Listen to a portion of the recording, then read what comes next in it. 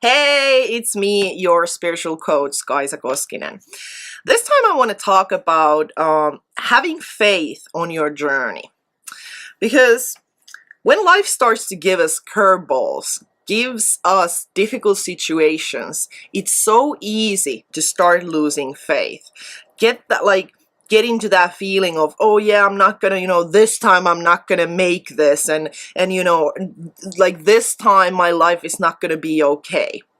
But if you look at your timeline before this situation that you are on, maybe on now, when you take a look at your timeline, like throughout the years you've been living, when you think about the most difficult times, some events that happened,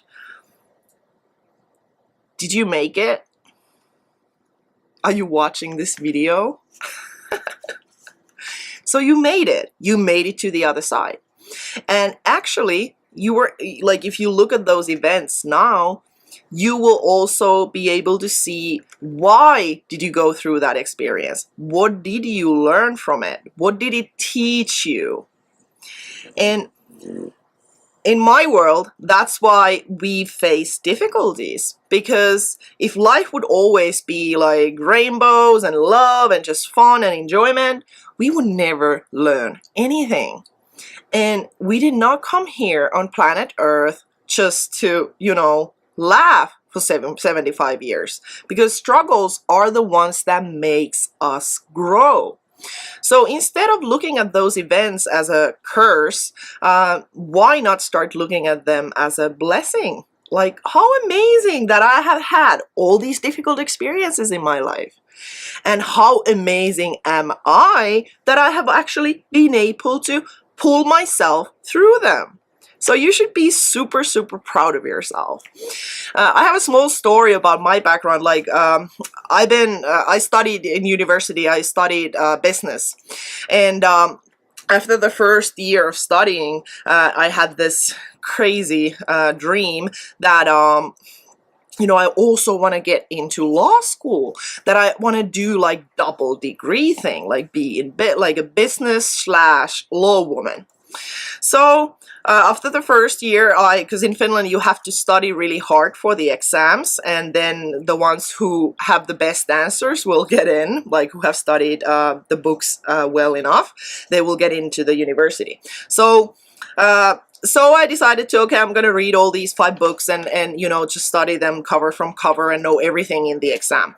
So in the first year, when I applied on that first spring, guess what happened?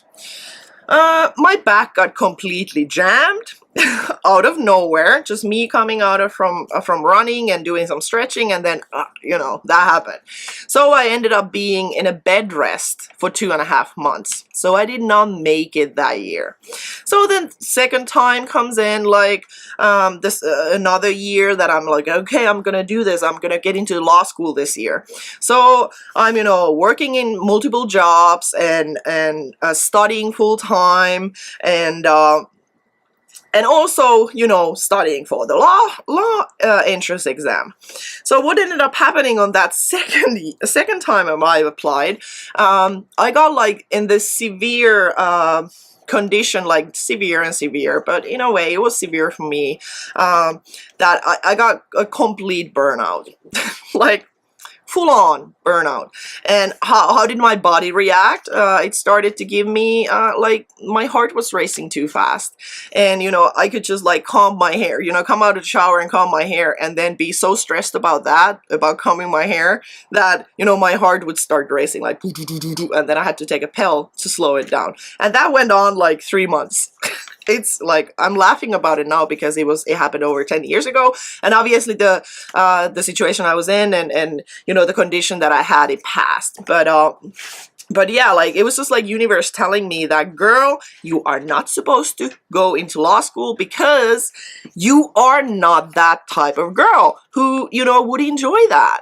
So, but I did not believe all the signs that I was given. I just wanted to get my way, and that's what ended up happening. Like then after the second round, I actually did realize that, okay, maybe I'm not supposed to try to get into this school because it's definitely not my thing. And I have nothing against law people who study law and have a occupation on it. It's just that it wasn't like my thing, and that's why I didn't get into that school.